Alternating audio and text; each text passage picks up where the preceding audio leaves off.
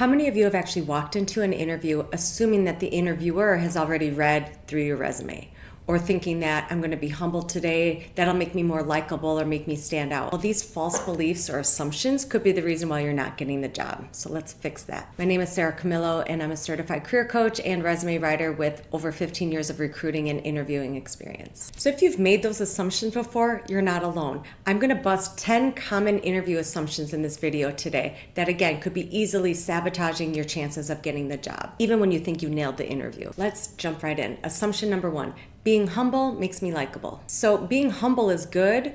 It's better than being arrogant, but you can't be humble in an interview. It's just not the time to be that humble. You need to be a little bit braggy, a little bit uncomfortable so that you're selling yourself throughout the interview. Nobody else is going to be sitting next to you reminding them or telling the interviewer all the things that you've done in your career.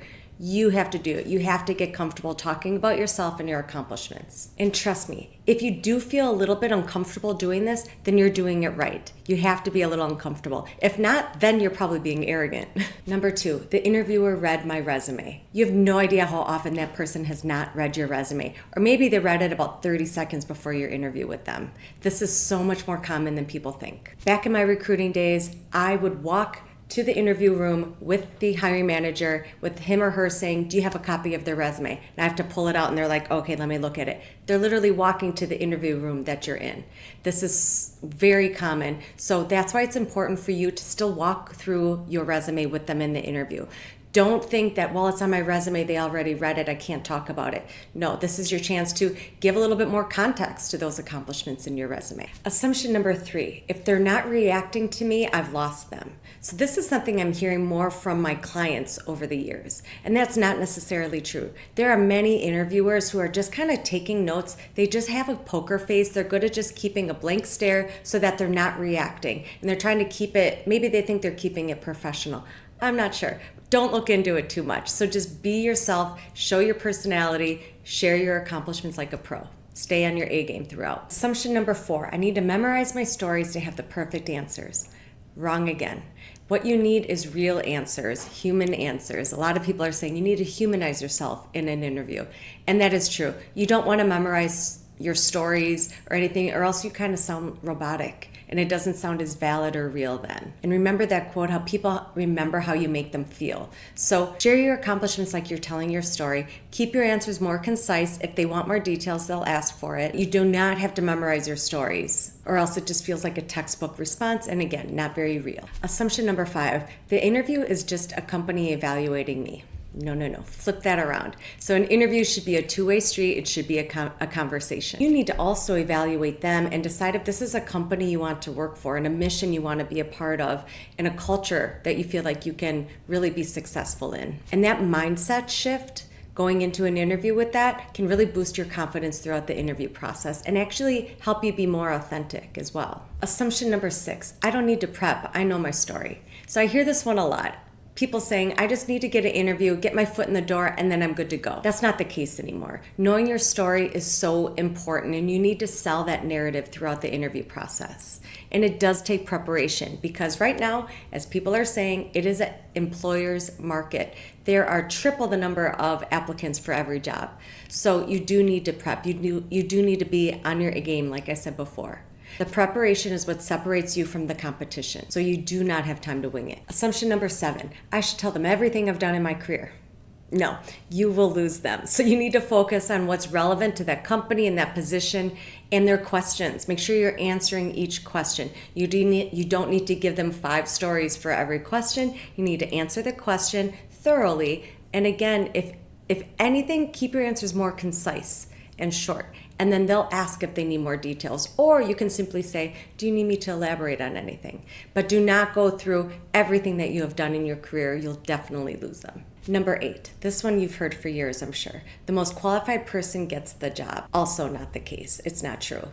Most of the time, the Job often goes to the best storyteller or the one who's doing all of these, selling their narrative, selling their accomplishments in the right way. You need to connect with the interviewer, connect with the company, connect with their culture, communicate clearly. Qualifications are extremely important, but also building that connection and that chemistry wins as well. And I know that one sucks. That one's hard to say out loud because most likely the most qualified person should get the job. But there's so many other factors that go into it, which is why you can't take it personally when you don't get the job. Maybe you didn't tell the right story at the right time. So many other factors that could go into it. But just keep in mind the most qualified person doesn't always get the job. And again, going to prep. Make sure that you're prepping so that you are selling yourself in the right way. And so you do come across as the most qualified person to get that job. Assumption number 9, asking questions at the end is optional. Not true. Asking questions is so important. Does it have to be at the very end? No. But they often ask you at the end, do you have any questions for me? If you say no, that might hurt your chances actually. It just shows that you're not that interested in the position if you don't have any questions at the end. So always come prepared with questions about the position, about where you're at in the interview process. Whatever that is, I'll share some in the comments below as well because it's so important to ask questions and that just generates more conversation as well. So there's some strategy behind even the questions that you ask. So again, check the description below and I'll put some questions in there that you can ask. And I always equate that one to like a first date. What if you go on a date with somebody and they don't ask you any questions? You leave being like, oh my God, that person didn't even want to be there.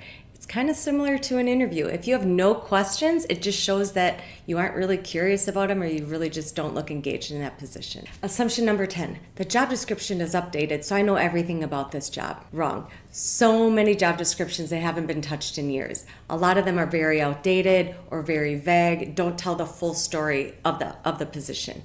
And the reason for that is because it's a huge initiative for organizations to update their job descriptions. It could be a year long because it has to go through brand, it has to go through communications, legal, the actual department. So many people have to walk through it and approve it and all of that. So a recruiter posts a job that's already been approved by every department, but that doesn't mean it's updated. It maybe hasn't been touched in years.